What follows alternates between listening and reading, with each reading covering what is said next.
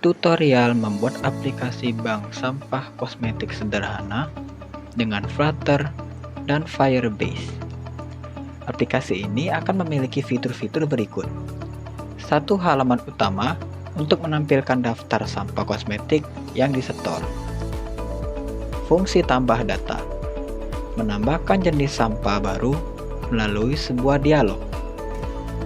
Fungsi ubah data, mengedit data sampah yang sudah ada.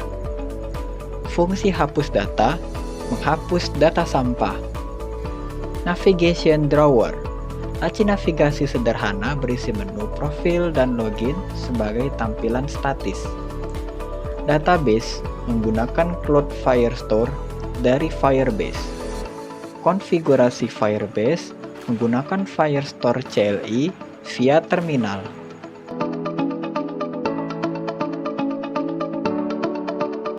Langkah pertama, persiapan awal. Pastikan di komputermu sudah terpasang Flutter SDK, Visual Studio Code dengan ekstensi Flutter, dan juga sudah terinstall Node.js. Baik, sekarang kita akan menginstal Firebase di dalam proyek kita. Buka terminal atau CMD dan jalankan perintah npm install min-g firebase min tools. Pastikan kita memasukkan perintah ini di dalam direktori proyek kita nanti, seperti contohnya pada layar berikut.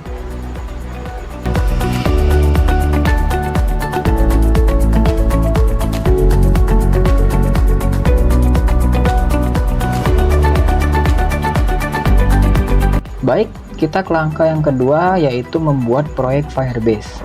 Pertama-tama kita buka Firebase Console di browser. Oke. Di sini kita setelah masuk ke halaman Firebase ya. Pertama-tama kita klik Create a Firebase Project. Lalu di sini kita beri nama untuk project kita nanti.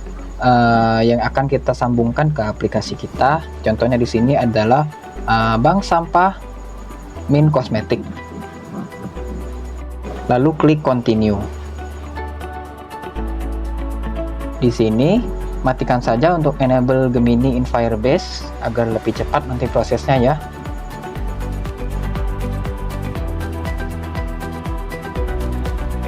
Lalu untuk Google Analytics-nya juga kita matikan saja, lalu klik create project.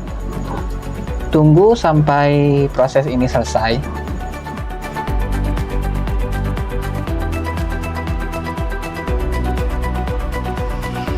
Lalu di sini kita klik continue. Oke, baik.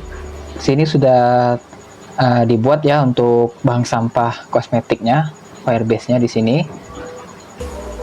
Lalu kita klik menu pada bagian kiri, lalu kita klik build dan kita klik Firestore database. Tunggu hingga datanya muncul ya. Oke, di sini sudah muncul Cloud Firestore. Kita klik yang ini create database.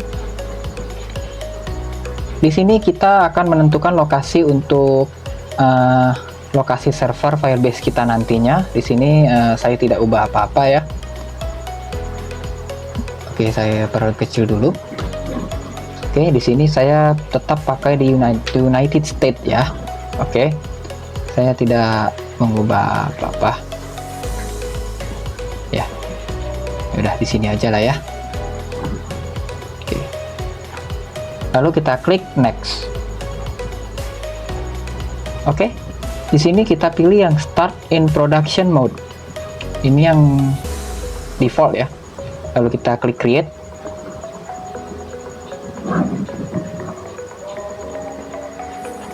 Tunggu ya, hingga prosesnya selesai.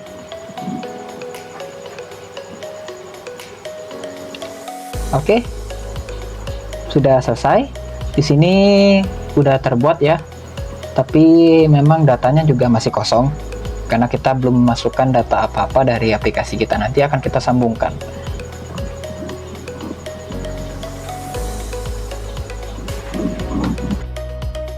Oke, langkah berikutnya kita akan membuat proyek Flutter dan menambahkan dependensi. Di sini kita buka terminal atau CMD, lalu arahkan ke directory tempat kita ingin menyimpan proyek. Lalu kita masukkan perintah flyer create nama proyeknya. Seperti di sini contohnya adalah bank underscore sampah underscore kosmetik. Lalu tunggu hingga prosesnya selesai.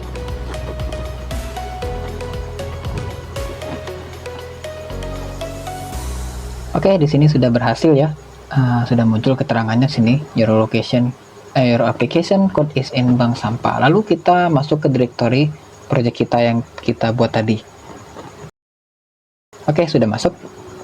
Lalu di sini kita masukkan lagi perintah untuk menambahkan dependensi Flutter dan untuk Firestore-nya di Firebase. Oke, kita masukkan perintah Flutter pub add Firebase underscore core. Tunggu hingga prosesnya selesai.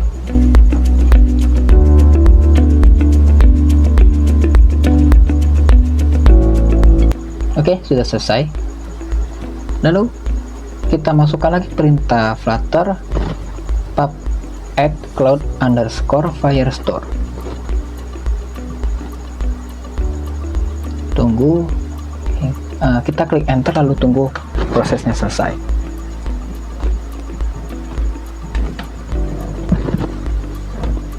Oke, sudah berhasil, sudah selesai ya prosesnya. Lalu kemudian kita akan login ke Firebase kita dengan memasukkan perintah di terminal Firebase login. Tapi sebelumnya kita clear dulu biar enak lihatnya. Oke, masukkan perintah Firebase login. Tunggu.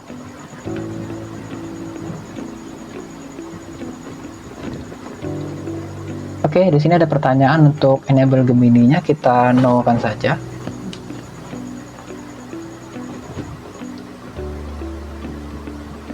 Oke, lalu ada pertanyaan lagi untuk collect CLI-nya, kita no-kan juga. Ini tidak masalah ya.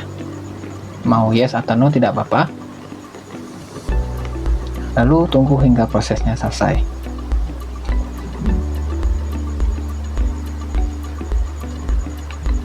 Oke, di sini muncul akun yang akan kita gunakan. Kita pilih akun yang kita daftarkan sebelumnya tadi, yang sudah kita login. Kita pilih saja salah satu akunnya. Lalu klik lanjutkan. Di sini untuk izinnya kita langsung izinkan saja. Oke, di sini sudah ada muncul ya, Firebase CLI login successful. Kita kembali ke terminal. Lalu kita masukkan perintah Flutter Fire configure untuk mengkonfigurasi project kita. Lalu tunggu. Nah, sini agak lama ya prosesnya ya.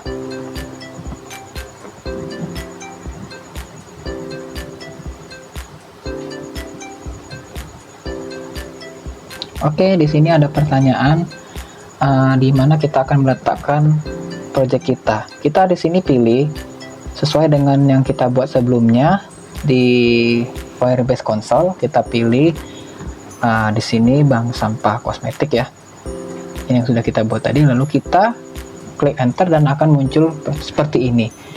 Di sini kita bisa pilih platform yang akan kita jalankan aplikasinya.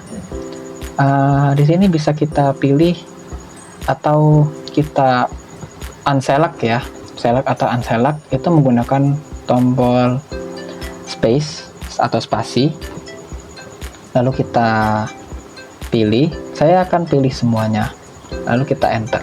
Di sini prosesnya ditunggu karena agak lama juga.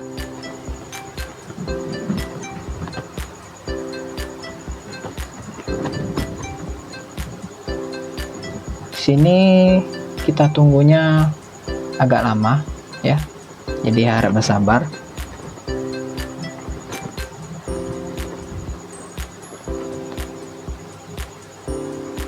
Oke, masih ditunggu. Itu kalau misalnya itu kita percepat saja ya videonya.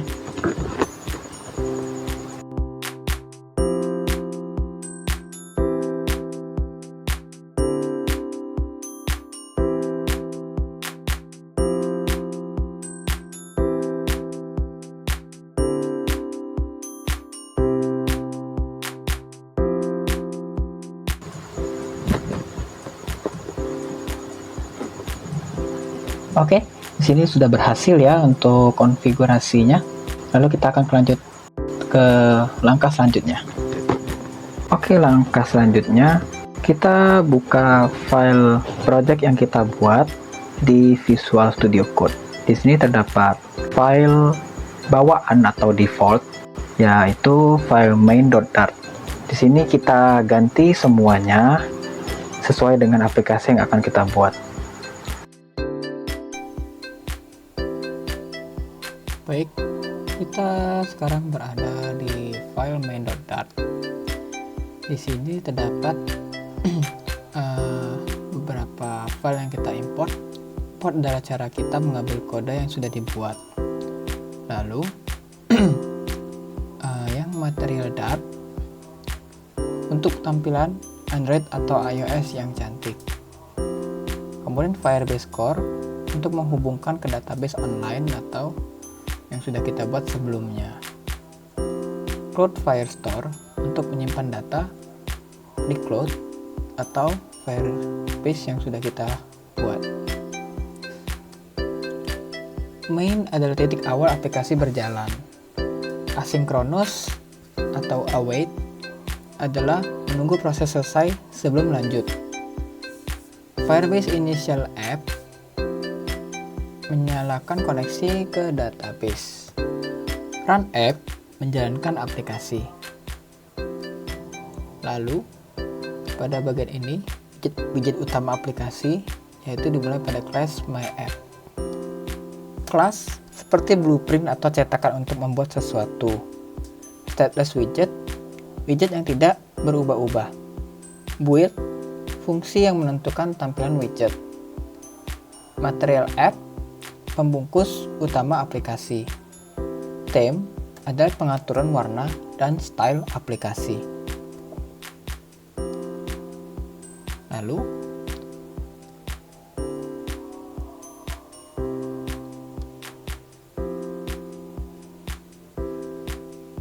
state management dan controller. Stateful widget adalah widget yang bisa berubah-ubah. Collection reference adalah seperti alamat folder di database. Text editing controller adalah pengontrol untuk input teks. Lalu final adalah variabel yang nilainya tidak bisa diubah. Kemudian fungsi untuk menampilkan dialog tambah data, atau juga bisa untuk edit data. Di sini feature void berfungsi yang berjalan di background. Lalu dokumen snapshot adalah data dari database. Tanda tanya artinya boleh kosong. If dan atau else atau strip else adalah pengkondisian jika maka atau selain atau itu. Jadi di sini adalah seperti opsi ya. Lalu di sini ada fungsi untuk validasi input. Trim adalah menghilangkan spasi di awal. Dan akhir. In try parse adalah mencoba mengubah teks menjadi angka. Is empty mengecek apakah teksnya kosong. Lalu return untuk keluar dari fungsi. Lalu fungsi menyimpan data. Di sini untuk docs adalah mengambil dokumen tertentu, update untuk mengubah data yang sudah ada, add untuk menambahkan data baru, dan fill value server timestamp adalah waktu dari server. Lalu fungsi menghapus data, await sampah collection.doc product id delete. Di sini delete adalah menghapus data dari database. Lalu produk ID yaitu menghapus berdasarkan ID unik dari data. Lalu stream builder untuk real time data. Di sini stream builder adalah widget yang mendengarkan perubahan data. Stream adalah aliran data yang terus mengalir. Order by adalah mengurutkan data. Descending titik 2 true adalah dari data terbaru ke terlama. Snapshot adalah foto data saat ini. Hash error adalah mengecek apakah ada error. Connection state waiting adalah sedang loading. Lalu list view builder. List view builder adalah list yang dibuat otomatis.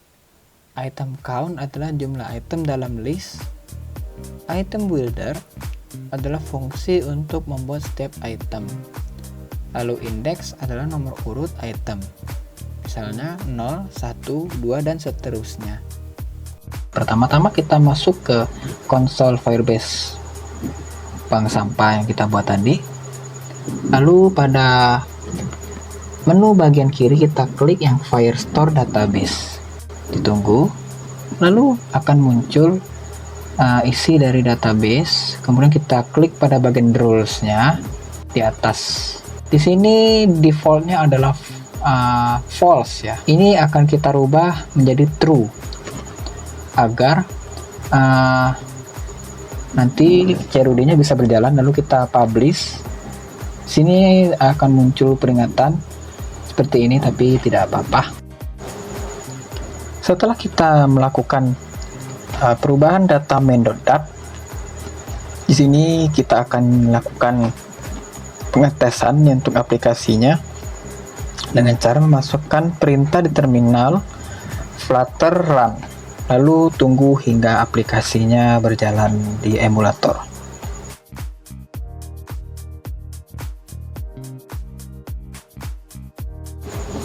Baik, kita akan melakukan tes aplikasi yang sudah kita buat. Di sini sudah muncul tampilan aplikasinya dan juga di sampingnya ada file store yang sudah terhubung dengan aplikasi kita. Tambahkan data. Saya akan masukkan nama produk kosmetiknya. Di sini akan saya masukkan contohnya sunscreen. Oke, lalu jumlah dan simpan data.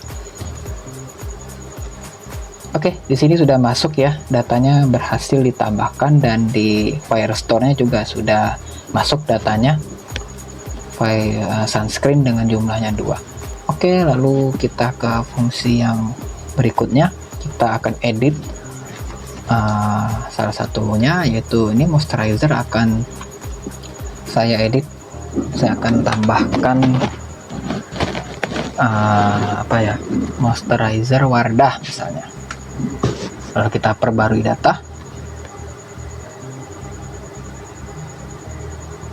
Oke, untuk jumlahnya saya tambahkan juga jadi 5. Klik perbarui data dan di sini data berhasil diperbaharui. Udah masuk juga di Firestore untuk data yang sudah kita edit. Lalu kita coba ini ya. Nanti untuk yang hapus, oke, situ udah muncul ya. Oke, kita coba hapus salah satunya. Konfirmasi hapus. Lalu bisa kita lihat di Firestore-nya ini sudah hilang ya yang kita hapus tadi, jadi ini sudah berjalan dengan baik untuk CRUD-nya. Oke guys, terima kasih sudah menonton video ini. Semoga dapat membantu kamu dan bermanfaat ya. Sekian, bye-bye.